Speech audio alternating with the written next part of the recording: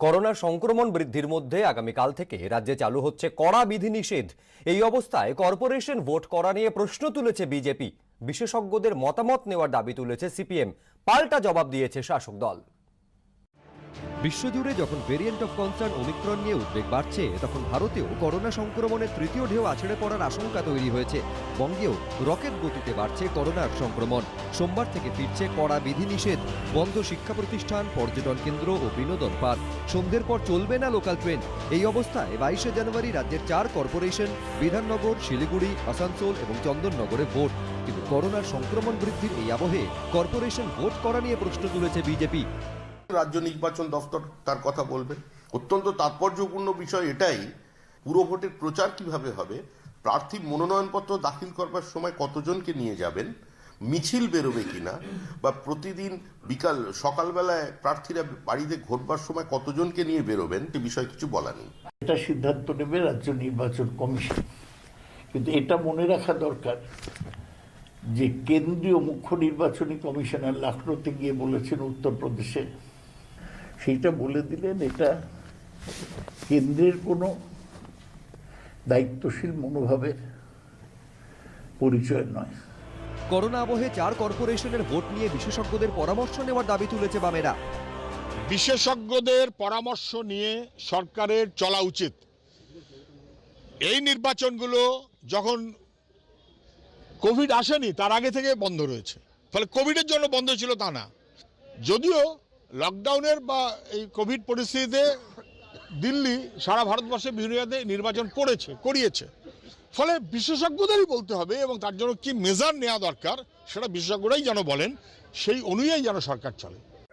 নির্বাচন ক্ষেত্রে আমাদের স্টেট ইলেকশন কমিশন এর দায়িত্ব আমাদের বলার উচিত নয়, আমরা জানিও না। স্টেট নির্বাচন কমিশনই যে কোভিড প্রোটোকলস, কিভাবে পাবলিক মিটিং হবে, কিভাবে পাবলিক গ্যাদারিংস হবে, তারাই ঠিক করবে। সূত্রের খবর, কোভিড কালে কর্পোরেশন ভোট নিয়ে রাজ্য নির্বাচন কমিশন তাকিয়ে আছে রাজ্য সরকারের দিকে। কমিশন সূত্রে খবর, রাজ্য চাইলে ভোট পিছনো যেতে পারে। এই অবস্থায় মঙ্গলবার কর্পোরেশন ভোট নিয়ে মুখ্য সচিব ও স্বরাষ্ট্র সচিবের সঙ্গে বৈঠক করবেন রাজ্য নির্বাচন কমিশনার। দীপক ঘোষ, রুমা পাল, অনির্বাণ বিশ্বাস, এবিপি আনন্দ।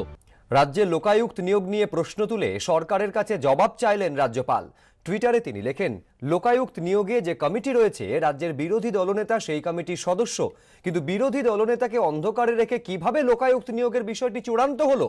লোকায়ুক্ত হিসাবে কাদের নাম সরকার ভাবছে তা জানতে চেয়ে চিঠি দিয়েছিলেন বিরোধী দলনেতা, কিন্তু তার চিঠি কাদের নির্দেশে অগ্রাহ্য করা হলো এই নিয়ে রাজ্য সরকারের কাছে জানতে চেয়েছেন রাজ্যপাল।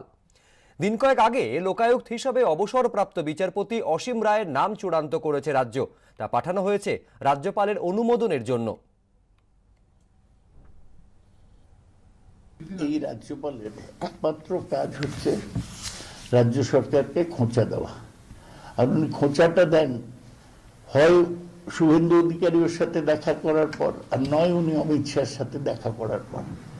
এগুলো সব উস্কে দেওয়া খোঁচা। রাজ্যপালের কোনো কথাকে আমি গুরুত্ব দিতে চাই না।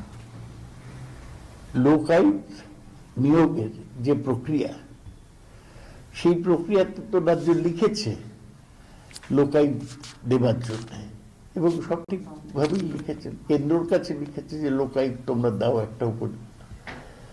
রাজ্যপাল কোনো ব্যাপারে সাহায্য করেন না, তিনি হয়ে দাঁড়িয়েছেন একটা বিরোধী দলের মুখপাত্র। এটা খুব লজ্জার ব্যাপার আমাদের রাজ্যপালের জন্য। ভারতবর্ষে এতগুলো রাজ্য আছে, আর কোন রাজ্যে রাজ্যপাল এইরকম প্রতিদিন টুইট করছেন আপনারা দেখান।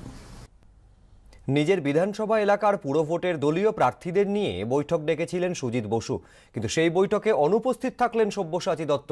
কোনো সমস্যার কারণে হয়তো আসেননি বলে দাবি সুজিত বসুর। বৈঠকের বিষয়ে কিছু জানতেন না বলে দাবি করেছেন সব্যসাচী দত্ত। শুক্রবারের পর রবিবার ফের সুজিত বসুর বৈঠকে অনুপস্থিত সব্যসাচী দত্ত। তাহলে কি ফের সুজিত বসু বনাম সব্যসাচী দত্ত দ্বন্দ্ব শুরু হলো? বিধাননগর কর্পোরেশন ভোটের মুখে এ নিয়ে এখন জল্পনা তুঙ্গে। সব্যসাচী দত্তকে সে হয়তো আসতে পারেনি। বিধাননগর কর্পোরেশনে মোট 41টি ওয়ার্ড রয়েছে। এর মধ্যে সুজিত বসুর বিধানসভা কেন্দ্রের অধীনে পড়ে 14টি ওয়ার্ড। তার মধ্যে রয়েছে বিধাননগর কর্পোরেশনের 31 নম্বর ওয়ার্ড, যেখান থেকে সব্যসাচী দত্তকে প্রার্থী করেছে ঘাসফুল শিবির। রবিবার 31 নম্বর সহ 14টি ওয়ার্ডে তৃণমূল প্রার্থী ও দলীয় নেতা কর্মীদের নিয়ে সল্টলেকের বিডি মঞ্চে বৈঠক করেন রাজ্যের মন্ত্রী ও বিধাননগরের তৃণমূল বিধায়ক সুজিত বসু। বৈঠকে 29 নম্বর ওয়ার্ডে তৃণমূল প্রার্থী ও বিদায়ী মেয়র কৃষ্ণা চক্রবর্তী সহ 13 জন প্রার্থী উপস্থিত থাকলেও ছিলেন না পদ্মফেরত সব্যসাচী দত্ত।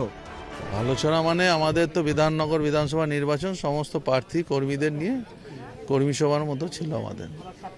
কালকে আমাদের নমিনেশন আছে, সবাইকে ডেকে বলে দেওয়া, ঠিক টাইমে সবাইকে নমিনেশন করা, এ নিয়ে কর্মীদের কিছু নির্দেশ ছিল, এর বাইরে কিছু ছিল না। আচ্ছা, এমনি প্রত্যেক প্রার্থী কি এসেছিলেন? প্রত্যেক প্রার্থী এসছে আমাদের। শুভজিৎ দত্তকে দেখা গেল। সে হয়তো আসতে পারেনি।